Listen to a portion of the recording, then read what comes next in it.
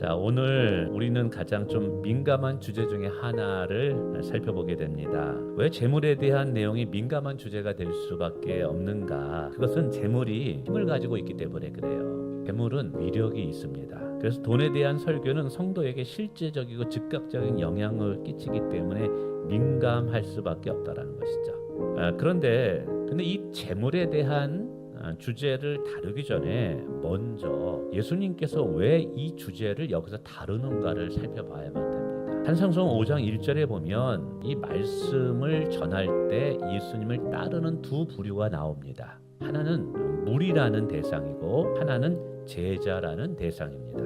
예수님께서는 예수님을 믿고 따를 때 무리로서 따르는 것이 아니라 제자로서 예수님을 따라가기를 원하셔요. 그래서 이 재정에 관한 것, 물질에 관한 것에 대하여 올바른 성경적인 가치관이 정립되어 있지 않는다면, 자칫 잘못하면 우리의 신앙은 그저 무리에서 멈추는 신앙이 되게 된다는 것이죠. 여러분, 무리라는 것은 단지 자기의 이익을 얻기 위해서 주님을 필요로 하여 따르는 자들입니다. 이러한 신앙들은 철저하게 자기중심적이에요. 그래서 내가 힘들면 주님을 찾고 내가 문제 없으면 주님 없이 살고 이렇게 됩니다. 근데 오늘 성경은 성도인 우리가 무리가 아닌 제자로서 따르려면 반드시 올바른 물질관이 정립이 돼야 된다라는 전자에서 이거를 가르치는 거예요. 그렇습니다. 물질이 있는 곳에 마음이 있다는 말씀은 주를 향한 나의 신앙의 가장 밑바닥을 당신이 어디에 물질을 쓰느냐를 통해서 알아보라는 거예요. 당신은 무엇을 가장 가치 있는 것으로 추구하며 사느냐? 이걸 묻고 있는 거예요. 두 번째 22절과 23절에 이렇게 말씀이 있네요. 하나님과 재물 둘 중에 하나만 섬겨야 된다라고 이야기하고 있다는 거예요. 그러면 여러분, 오늘 예수님이 어느 눈이 밝은 눈이냐, 어떤 눈이 어두운 눈이냐, 이거는요 재물에 대해서 생각하면서 이 본문을 해석해야 돼요.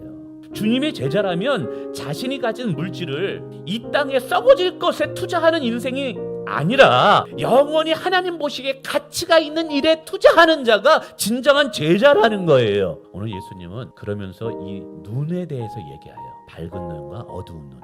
무리로서 이 땅만을 바라보면서 이 땅의 즐거움만을 위해서 물질을 쓰는 것이 아니라 저 하나님 나라의 영원한 가치, 하나님 보시기에 아름답고 선한 그 가치를 위해서 우리가 물질을 사용하기를 원하는데, 여러분 그렇게 되려면 뭐가 받게 되냐면 우리의 영의 눈이 열려져야 되는 거예요. 사람의 눈에는 두 가지 종류의 눈이 있는 거예요. 하나는 뭐냐면 육의 눈이 있고요, 하나는 영의 눈이 있는 거예요.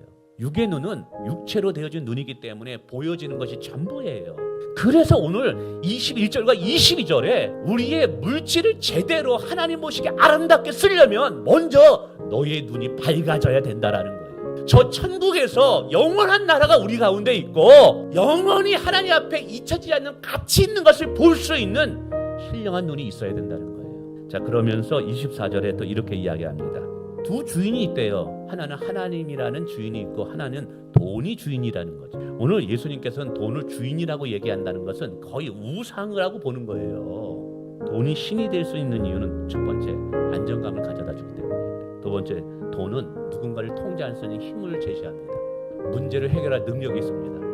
돈을 여러분의 안정감, 돈을 여러분의 능력의 힘, 돈을 여러분의 행복의 근원, 돈을 여러분이 문제를 해결할 수 있는 근원으로 삼게 되면 여러분은 자연스럽게 누구를 몰아내느냐면 여러분 마음에 하나님을 몰아내게 되어 있습니다. 우리가 예수님을 나의 진정한 주인으로 섬기게 되면 돈에 끌려가는 돈의 종이 아니라 우리는 돈을 지배하는 자가 될 줄 믿습니다. 바로 이것이 제자의 삶에 살아가는 모습이라는 거예요. 우리의 힘이 하나님이고 우리의 문제는 하나님이 해결할 수 있고 나의 삶에 진정한 평안을 주시고 만족을 주시고 안정감을 주시는 분이 하나님이라면 우리는 진정 예수님이 기뻐하는 제자의 삶을 살 수 있습니다.